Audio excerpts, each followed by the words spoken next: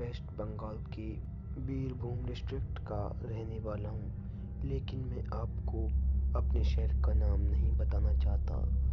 आज मैं आपको अपने साथ घटी 2 सच्ची कहानियों के बारे में बताना चाहता हूँ। यह पहली घटना साल 2016 की है, जब मैं 9th क्लास में पढ़ता था।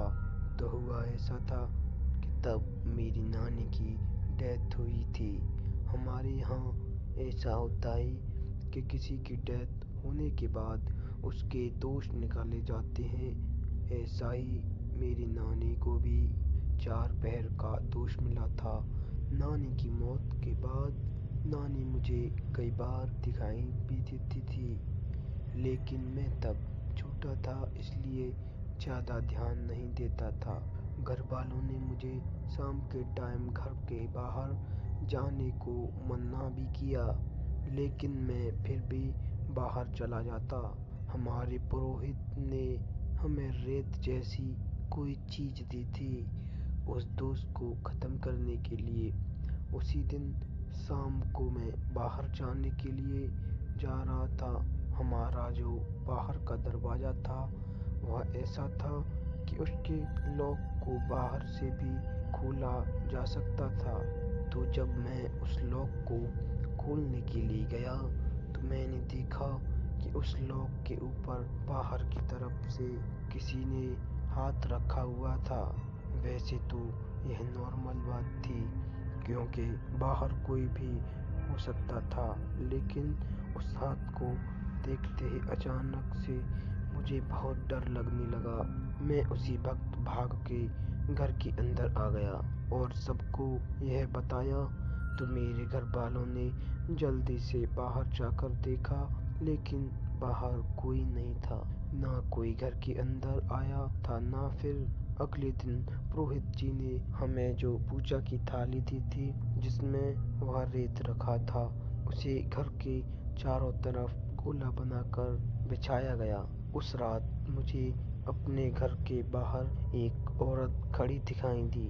सफ़ेद कपड़ों में वह बिल्कुल मेरी नानी जैसी ही दिख रही थी।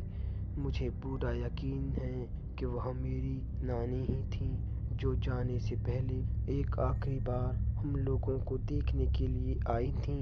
यह दूसरी कहानी जो मैं बता रहा हूँ, यह तब की है जब मैं 11th क्लास में था। तब मेरा एक दोस्त था जिसके घर वालों ने उसे बाइक चलाने की परमिशन दी थी। तो एक दिन हम 3 दोस्त शाम को 8 बजे के करीब एक ही बाइक पर बैठ के चाय पीने के लिए निकल गए। ऐसे ही घूमते घूमते मेरा एक दोस्त बोला कि चल थोड़ा बाहर की तरफ घूम के आते हैं। गर्मी के दिन थे, मैं भी कहाँ चला, थोड़ा और आगे घूम के आते हैं। और फिर ऐसे ही घूमते घूमते हम लोग वहाँ से 16-17 किलोमीटर दूर शहर के बाहर की तरफ पहुँच गए। और फिर ऐसे ही घूमते घूमते हम लोग वहाँ से 16-17 किलोमीटर के दूर शहर के बाहर की तरफ पहुँच गए।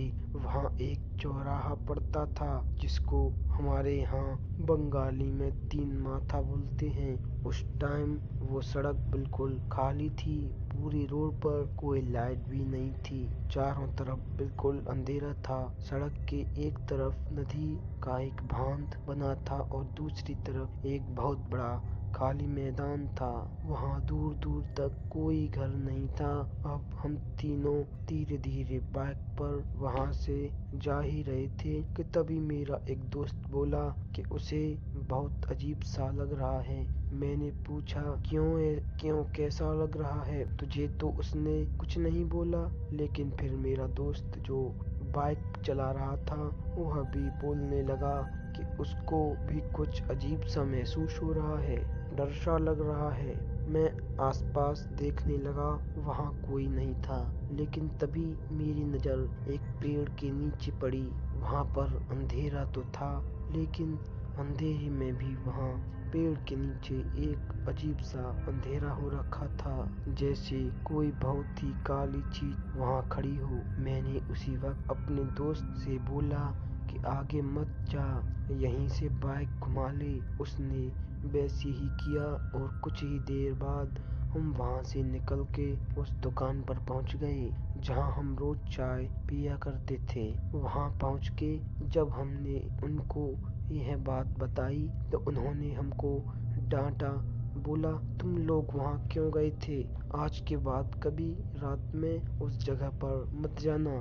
फिर हम सब लोग अपने अपने घर वापस आ गए। लेकिन घर आने के बाद मेरा जो दोस्त मेरे पीछे बैठा था उसको तेज बुखार आ गया।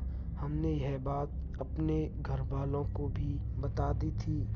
तो हमारी कॉलोनी के ही एक दादा ने हमें बताया कि उन्होंने और उनके बहुत से जानने वालों ने भी उस जगह पर कुछ देखा है। असल में वहाँ यह था कि वहाँ दो बच्चे स्कूल ड्रेस में लोगों को रात में घूमते दिखाई देते हैं। वहाँ पास में ही एक गांव पड़ता था जिसमें दो बच्चे रहते थे। एक बार घर से स्कूल जाते हुए उन दोनों बच्चों की डंपर के नीचे आने से मौत हो गई थी। इस घटना के बाद उन बच्चों की आत्माएं वहीं भटकती हैं। इस घटना के बाद भी मैं कई बार उस रास्ते से आ चुका हूँ। कभी कुछ दिखाई तो नहीं देता लेकिन वहाँ कुछ न कुछ अजीब चीज जरूर होती है। वहाँ से आते हुए कई बार मेरी जली हुई सिगरेट अपने आप बुझ जाती है। गाड़ी भी कई बार अपने आप बंद हो जाती है।